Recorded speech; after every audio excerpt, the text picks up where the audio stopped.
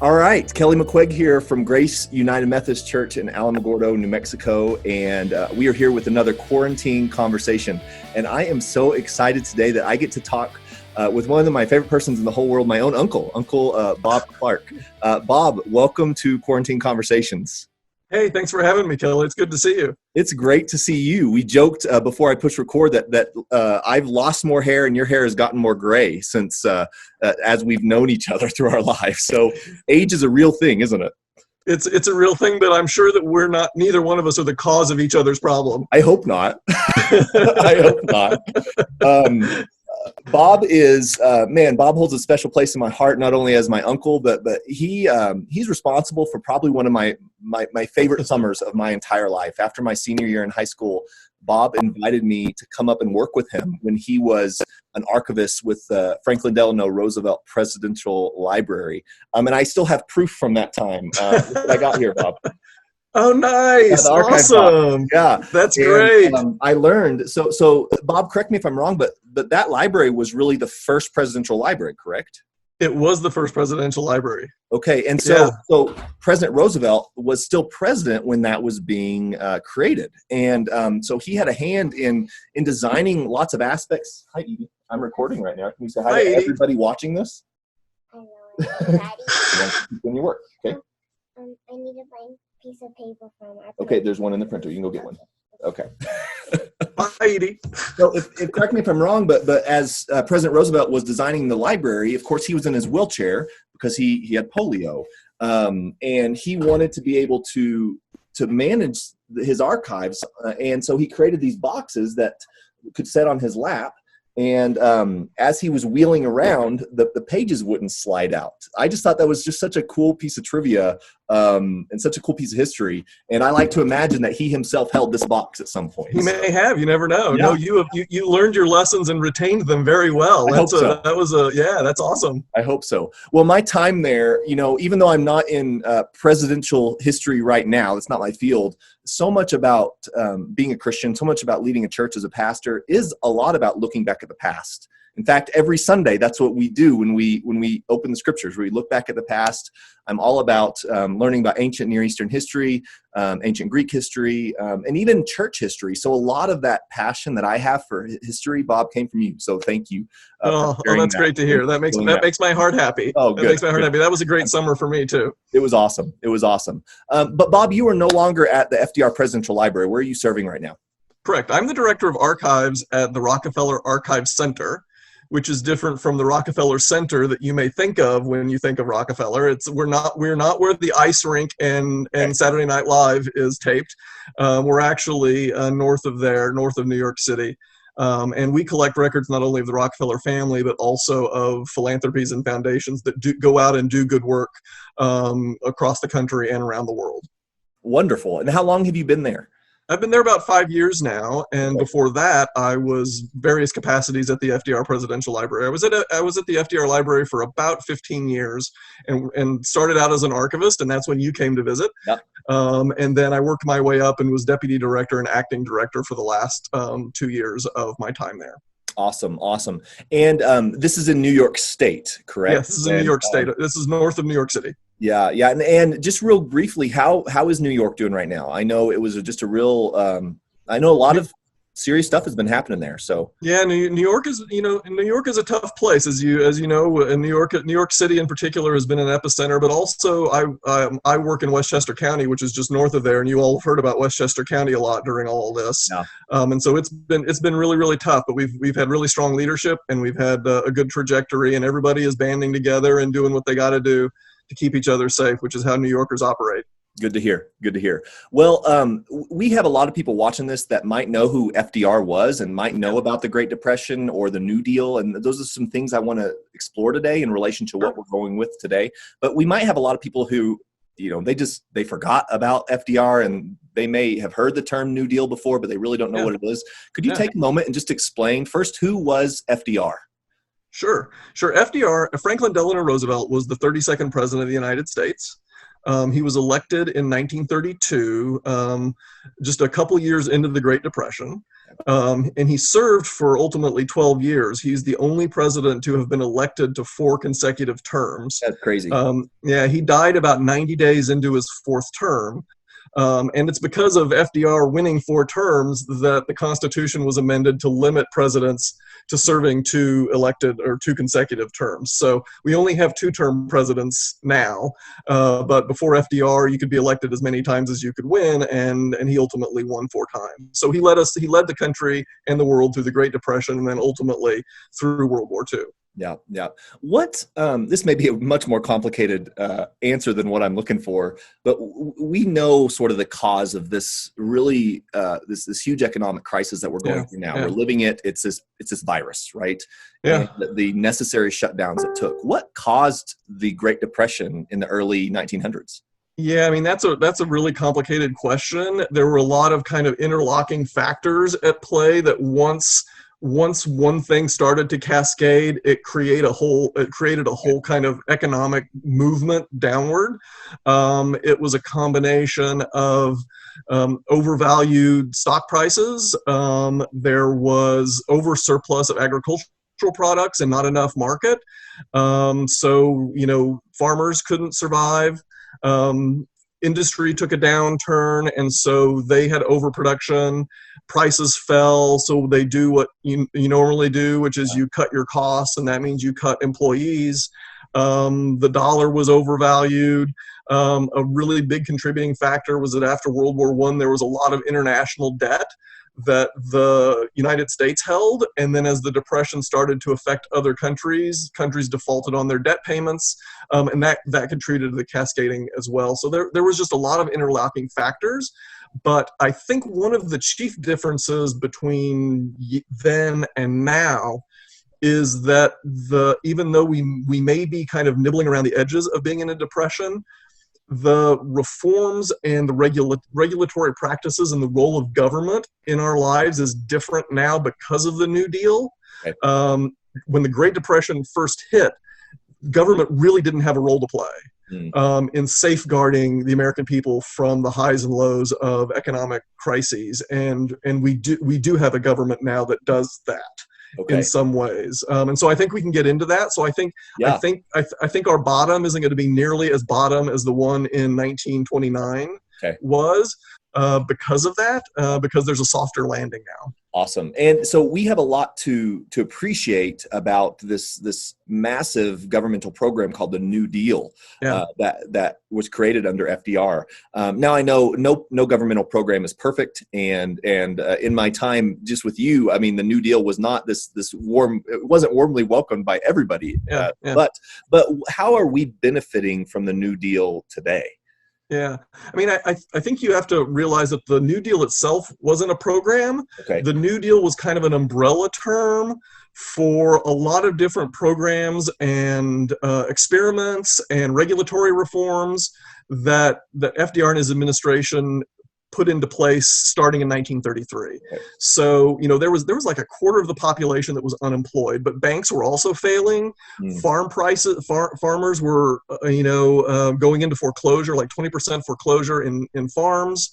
There were all sorts of structural problems with the economy that the government had to step in and try to do something. So over the course of the next 8 years, there were a lot of different work programs that were put into place, some efforts to try to give everybody a more equal chance at success by giving them resources to do it. For example, FDIC, which insures your bank deposits now, that didn't exist. Okay. So when banks were going under because of run on the banks in 1932 and 33, there was no way to safeguard your money if it was in a bank. But the Federal Deposit Insurance Corporation, that program now that we all just think of and we see on the little signs in the banks when we go in, that's there because of New Deal. So your money is guaranteed. Okay. Social Security, something that many in your congregation may take advantage of in various ways, whether it's through retirement support or through help for the handicapped population.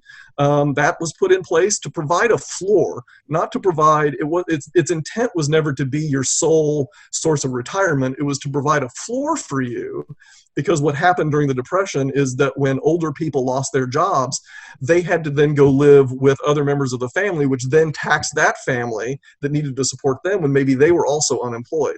So there were a lot of structural reforms that were put in place, but also people were put back to work. Yeah. So my guess is that in Alamogordo, there's probably a school or two, or a courthouse, or a post office that was built by the Works Project Administration. Okay. That was a way to build up infrastructure in America while putting people to work and giving them income. Yeah. Chances are that Alamogordo got electricity because of the New Deal. The Rural Electrification Administration took the electricity that was available to people in cities and spread it throughout the country so that people on farms could have washing machines, and they could have refrigerators, and they could have electric irons to make their lives easier and more productive, so that they could have more leisure time. So there were a lot of different things that went into place during the New Deal that we're still living with today, but we don't think about. The roads that we ride on, that we drive on. Right. Trails and Trails cabins up in Lincoln National Forest, and I'm looking at Lincoln National Forest right now, right? That's a perfect example. Yeah. Trails were done by the Civilian Conservation Corps. Everybody knows about the CCC. Right. So it was the New Deal was kind of this umbrella term for all of these things that tried to reinvigorate the economy and provide a safety net, folks, while also reimagining how the population can work in cooperation with the government for the good of everybody.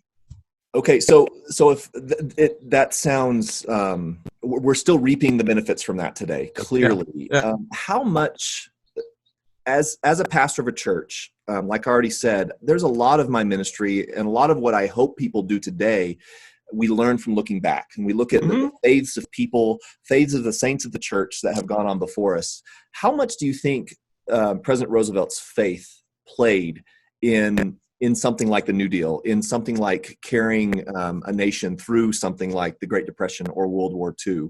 How much of all these things that we've been talking about for the public good came from a sense of faith that was within Roosevelt? Yeah, I mean, he had a strong sense of faith. He was raised Episcopalian, and he appreciated the Episcopalian liturgy. He also loved a good Methodist hymn. All right. He was not somebody who was overt about his faith. He once said that he could do almost anything in the fishbowl of the presidency, but he couldn't say his prayers in it. So he was really uncomfortable with the performance of going to church as president and being seen in church. He much prefer a more silent faith. Eleanor Roosevelt, his wife, called him a very simple Christian, emphasis on simple. And one of the things that has always struck me is that every time he was sworn into office, whether it was his 2 times as governor of New York, or whether it was his 4 times as president, he always was sworn in on an old Dutch family Bible that was several hundred years old. And he was always sworn in with his hand on 1 Corinthians chapter 13. Wow. That, talked about faith, hope, and charity, and above all charity. And I think that was the guiding spirit of his faith, but also of his view of how government could work together with the people in cooperation to promote social justice and fairness for all. Yeah. And so he was really driven by the sense of, and charity, and not the sense of it's a giveaway, but it's a cooperation. Yeah. The government should cooperate with the people, and the people should cooperate with the government. Yeah. And he showed some of this cooperation as he reached out to churches and to faith leaders in the community. Could you share a little bit about this series called the Clergy Letters? How did he partner with churches to extend this love, this charity to the country at the time? Perhaps even more so, back in the early 20th century, churches were a real root for the communities. And there were small churches and small denominations kind of all over the country. And these were a place of gathering, but places of worship, but also places of community. And so in 1935, kind of 3 years into the New Deal, just after Social Security had been passed, Roosevelt wrote a letter to about 120,000 different ministers around the country, and basically said, how am I doing? How is Social Security being received in your community? How is my works program, doing in your community? Tell me more about the conditions, the good, the bad, the ugly, and tell me honestly how I'm doing. And he got several thousand responses from churches and ministers all over the country. Sometimes they just turned the original letter they received over and handwrote things on the back. Okay. Sometimes they typed letters on church stationery and sent them in. And these were all gathered up and kind of organized by state. So you could go to these files at the Roosevelt Library and look under New Mexico and probably find, a few ministers from southern New Mexico who wrote back to him to tell him the conditions. Wow. And they were very honest. Some of them were like, we believe that your Social Security is, absolutely the Christian thing to do. It's about the more well-off, helping, those who can't help themselves. Yeah. But they also criticized him. Okay. One of the first things that he did, as his administration did, is that he put in an amendment to repeal prohibition. Okay. And that was not popular with the more evangelical Protestant churches across the country. Yeah. And so while they said, yeah, we think your New Deal is really helping, we're also really not happy that people are drinking again. So, why'd you do that? That's not the very Christian thing to do. So it wasn't, total support or total criticism. It kind of fell, if I remember the stats right, it was about 49% were overall positive. Okay. There was like 30% that were positive, but some negative, and then a small percentage that were just absolutely negative, because they didn't also like the growth of government. Some people were very, very, as today, people really didn't like, government playing a more robust role in people's lives. Right. So even some of the arguments that we hear today, you can see the resonance of those and kind of the shadow of those from arguments of the past. Yeah. There's nothing new under the sun, is there? I mean, nothing new under the sun. The vigorous debate that we're having today, or I hope it's vigorous and healthy. It's been going on for a while. I love that example of leadership. I mean, no president is perfect, but I see a great lesson in leadership. There is actually reaching out to people and just asking, "How am I doing?" and being okay with hearing the good and the bad. I mean, even as a leader in a church, for me, that's an intimidating thing to do. And so that's a humbling example of what good leadership looks like. There's this quote that he when he was campaigning in 1936 for re-election, there's this quote that has always stuck with me, and it kind of captures that, Kelly. What he said was, better the occasional faults of a government that lives in a spirit of charity than the constant omission of a government that is frozen in the ice of its own indifference. Wow. So he understood that not everything that he did was right. Yeah. But the thing was, he was trying to make people's lives better, and he was trying to work with people, using government as the tool to lift everybody up. Right. And that was better to do that and make mistakes along the way than to cast people aside and ignore the problems and not do anything for them. Yeah. Okay, so a cool hypothetical. If I was able to invite President Roosevelt to come preach at my church some Sunday, what sort of challenge would he give to us? Maybe not preach, because he wasn't a preacher, but give a speech. What do you think he would tell the people of New Mexico, Alamogordo, New Mexico, at Grace United Methodist Church? What sort of challenge would he place in front of us, and hope and encouragement to get through this time? What are some words and phrases you think he would say? Oh gosh, one of his most favorite lines is, "The only thing we have to fear is fear itself," which he delivered in his first inaugural address in the midst of the Great Depression, when everybody thought that the world was coming apart at the seams. And of course, when you look at that, of course people had things to fear. Yeah. They feared losing their home. They feared not being able to feed their kids. They feared for the safety of their families. Similar fears today, right? Similar fears today. But what he was getting at was that don't let yourself be dominated by irrational fear. Yeah. Let's put that fear aside and let's think about how we can work together to safeguard each other, lift each other up, and move your community and your nation forward. Yeah. Let's not get caught up in our, rugged individualism. The only way we're going to get out of a hole this deep is to do it together and to respect each other, and to do what we can to lift each other up. I love it. It's a great message. Yeah. And I would hope he would share a message like that with us today. Yeah. Speaking of speaking and being a messenger, he was an excellent communicator, wasn't he? The best. It was one of his best assets was his ability to really connect with an audience and communicate and give these stirring speeches. But he didn't just do it behind a podium in front of hundreds of people. He had this thing called the fireside chat. Can you explain to us what the fireside chats were? Yeah, so let's go back in time and realize that this was an era before television. This was an era before smartphones. This was an era, quite frankly, before telephones in a lot of households. But when people had electricity, one of the first things they bought was radio. Okay. Radio was how people got their news, other than newspapers, and radio was how they got their entertainment. And what FDR did as he kind of evolved and grew as a politician is he was always ready to evolve with the changing technology. And his gift of oratory, his speaking ability, his ability to tell stories, and I think, he could paint a picture and tell a story with his words that involved imagery from American history, but it also involved religious imagery. He often sprinkled his speeches with religious imagery, and he would make references to the Sermon on the Mount or to Almighty God, and he would deliver these speeches about. It's often thought that he gave these all the time. But he considered a fireside chat to be an event.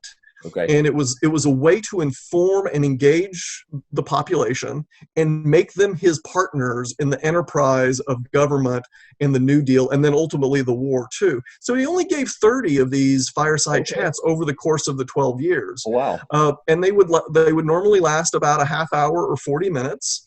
And they would be folksy. He would usually start off with my friends. Instead of saying, fellow Americans, he would say my friends. He always said that he pictured himself sitting in the home or at the dining table with somebody somewhere in the middle of the country, as if he was talking to them. And so his language that he used for a fireside chat was different than he might for a State of the Union address. The sentences were usually simpler. The wording, the phrasing was often simpler. His pacing was, easier and more congenial. But he would inform. He would engage with the population as equals. He wanted them to know what he was doing, both good and bad. Tell them what he was planning on doing. For example, one of his first fireside chats after he took office was just as there were all these runs on the banks where people were withdrawing their money like crazy. And, he basically went on and he said, we can't have this. I believe that, putting your money in a bank is the patriotic thing to do. The next day, people went out and started redepositing their money in the banks. Wow. During World War II, he encouraged people. He wanted to explain to them that this really was a world war. So he asked the newspapers to print world maps in their newspapers that morning and afternoon. And then that evening, he went on the radio and said, my friends, take out your maps. Look at your maps. So as he talked to them, people were gathered around their tables looking at maps of the world as he explained to them where all the fronts were in the war and why things might get more difficult before they would get better. He didn't paint a rosy picture. He always was honest with the American people. Wow. I wish I could go back in time and be in somebody's living room and turn on the radio and experience that in real time. You can go online and listen to them now, and they're just mesmerizing because he just grabs you and pulls you into that world. Is that just as simple as Googling fireside chats, or? Yeah, just Google Franklin Roosevelt speeches or Franklin Roosevelt fireside chats, and you'll be able to find recordings of them. Awesome. Well, speaking of communication, one of the things that I know churches across the globe, well, everybody across the globe, are really struggling with is how to connect with people. We're having to relearn how to be social in a socially distanced world. Yeah. Fortunately, we have all these tools. Like I get to talk to you right now over Zoom. Yeah, this is great. And this is awesome. What do you think if FDR had all the tools we have, Zoom, YouTube, Twitter, what do you think would be some of his favorite tools to use in a time like this, or in a time where where he's really trying to engage as many people as possible in as an effective a way possible? Yeah, Yeah, that's an interesting question. I mean, he was adaptable. He would be as good on TV as he was on radio. Okay. He once told Orson Welles, who was a famous actor at the time, that he and Orson Welles were the two best actors in the country at the time, because he knew how to perform. He knew how to do what he needed to do. He once said that the presidency is ultimately a place of moral authority. And he knew that it was important to lead and to engage and to show people what they should be doing in their spiritual and political lives. Okay. So I think he would adjust, but he also understood that you could give the people too much of a good thing. Okay. So he purposely did not give a lot of fireside chats, and he didn't do them weekly. Okay. Because he wanted them to be events. He wanted them to have an impact, and he knew that if you saturated the market with communication, people would pay less and less attention the more and more you were on the radio. Yeah. And I think he would follow that today. I mean, I think he would, use, what we know now to be the Oval Office address at appropriate times. And I think he would he would give, several press conferences a week when he was president to the newspapers. They would all pile into the Oval Office, and he would do like 2 a week. So I'm sure that he would do regular press conferences that would be televised, but I think he would temper how much he was on social media and how much he was on TV. He also believed in expertise. Okay.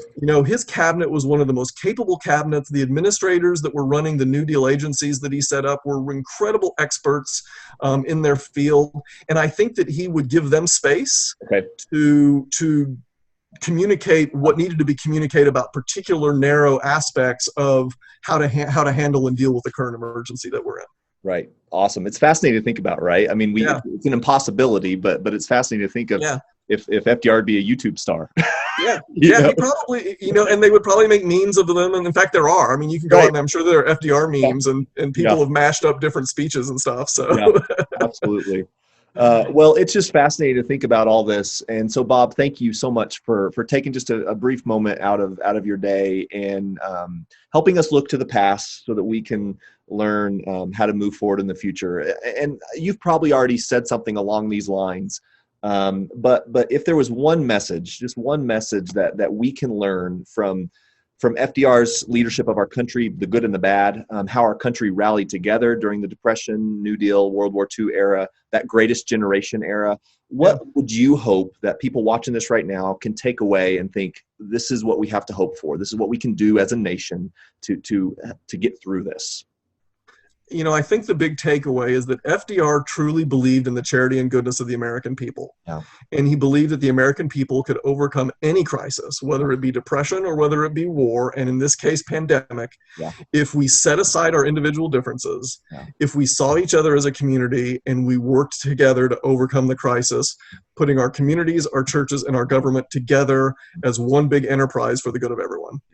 That'll preach. If you ever want to come down to Alamogordo and preach for me, we'll tag team. We'll tag team. Awesome. All right. Awesome. Well, Bob, thank you so much. Anybody who's interested in learning more about FDR, I'm sure they can go to the main archives library website. I'm sure there's tons of material on there. There's tons of information on the FDR Library's website. There are also some really, really great books out there. And if you want any recommendations, Kelly knows how to get a hold of me. So just shoot me a message through Kelly. I sure do. And I know a lot of you watching have Netflix or PBS on. And there's a great Ken Burns documentary series about the Roosevelt family. Yeah. If this fascinates you at all about the Roosevelts, find that, watch it. You will learn so much about this family, but also American history, and in particular, this New Deal, greatest generation era as well. And if you look really closely in the credits, you'll see my name in there. Bob's name. I know. I was so excited when I saw that. I was like, there's my uncle. All right. Well, Bob, take care, my friend, and I love you, and we'll talk to you soon, okay? Love you too, and thanks for having me. Thanks. Bye-bye.